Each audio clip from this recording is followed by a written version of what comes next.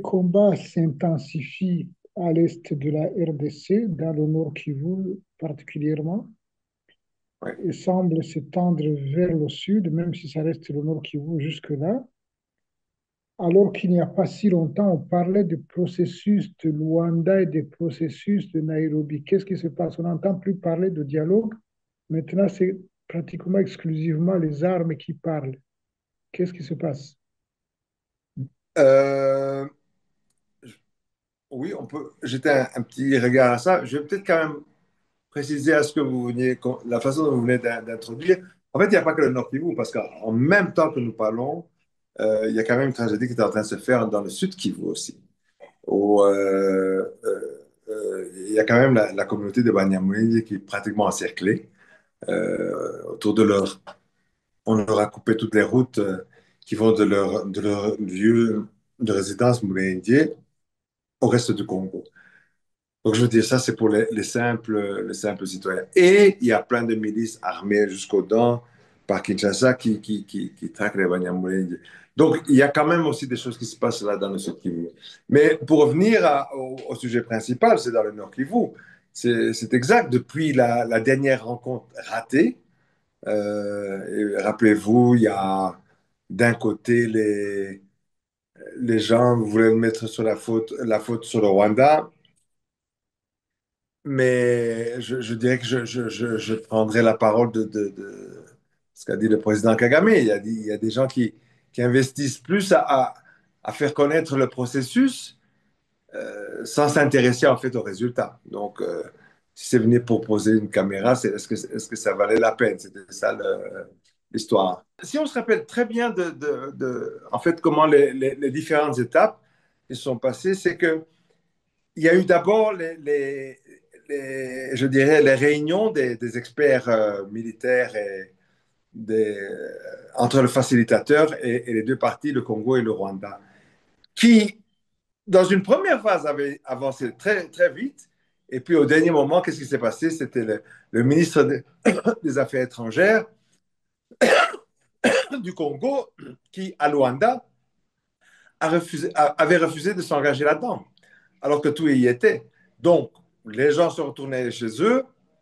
Il y a eu la pression sur le Congo, il y a eu une nouvelle réunion et là, ils ont signé.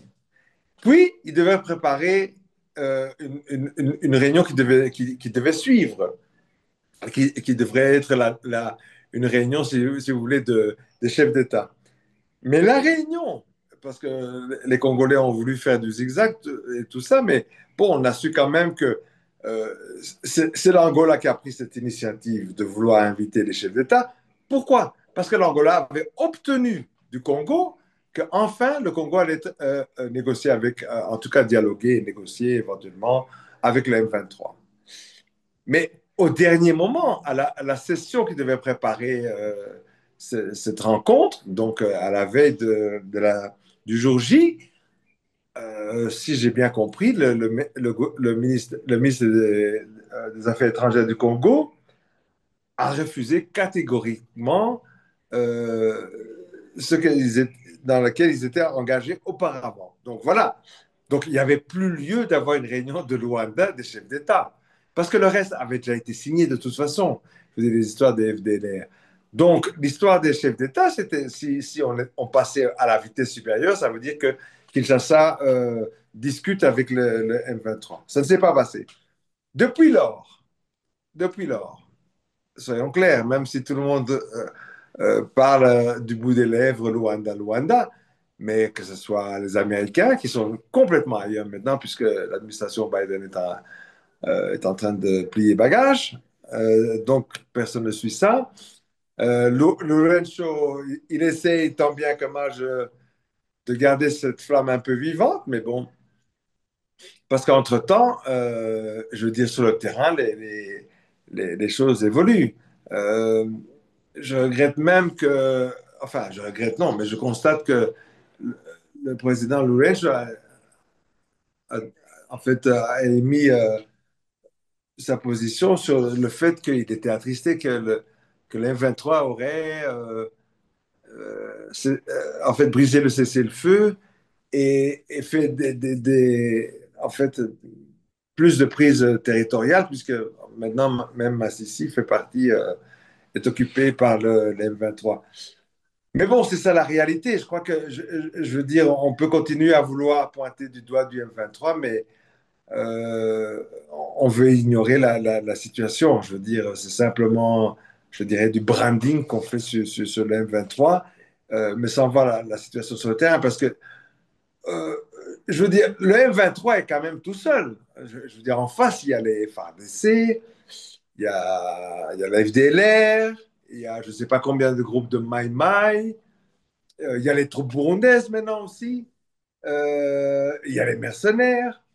Donc, je veux dire,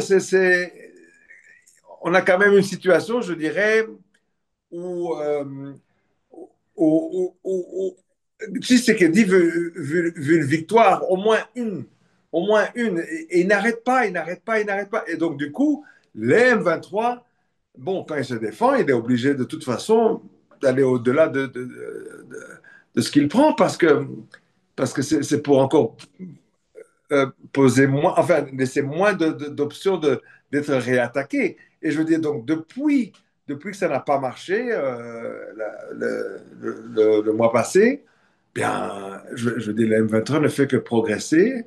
D'ailleurs, aussi, il y a les troupes burundaises qui sont maintenant rentrées en masse, d'après ce qu'on entend, mais de nouveau, ça n'a pas fait la différence. Les M23 aussi les ont cognés. Bon, aujourd'hui, on sait que ils auraient passé ça, tu sais. Alors qu'il y a quelques jours, tout le monde parlait de Massissi, Massissi. Et en fait, c'est fou parce que les commentateurs, enfin, les commentaires des commentateurs en Occident, ils vous parlent de Massissi. Et puis, on se demande même, c'est juste un slogan. J'ai vu le ministre des Affaires, enfin, le ministre qui, pour l'instant, là, en attendant qu'il y ait un gouvernement final, le ministre des Affaires étrangères belge, qui s'exclamait que c'est pas bien que les, enfin, je paraphrase ces mots, mais pour lui, c'est pas bien que les 23 quand même aient jusqu'à Massissi et qu'ils prennent Massissi et en fait, c'est fou parce que on comprend très bien qu'il n'a aucune idée de ce qu'il parle. Et il n'y a pas que lui, ça veut dire toutes les réclamations, l'ONU, le bazar. C'est pas bien que les 23 voient Massissi. Et tout cela, pendant que tout le monde vous parle qu'en fait, il s'agit d'extraction de minerais. Donc, c'est ça toute la contradiction qu'il y a quand même au Congo pour l'instant. Donc, on a parlé de Luanda. Maintenant que Biden sort, ben, plus personne ne parle vraiment de Luanda, si ce n'est que du bout des lèvres. En attendant, on avait déjà normalement des accords signés entre les ministres des Affaires étrangères et les experts militaires. Et bon, et personne ne revient là-dessus. Donc, et tout le monde vous parle que simplement que les 23 a pris Massissi. Rappelons aussi quand même, tant que je suis là au micro, rappelons aussi quand même que pourquoi est-ce que même le M23 devrait s'arrêter? Même si, en fait, c'est chaque fois une réaction vis-à-vis des attaques des FARDC, mais le M23 n'a jamais été consulté. Jamais. Donc, c'est un peu, c'est vraiment là où on voit que pour l'instant, en RDC, c'est la soupe et la communauté internationale, en fait, soutient cette médiocrité, ce chaos. Parce que personne, en fait, ne vient dire à Tshisekedi, bon, il est peut-être temps que vous puissiez être une part de fassiez partie de la solution plutôt que de continuer à être le problème. Voilà.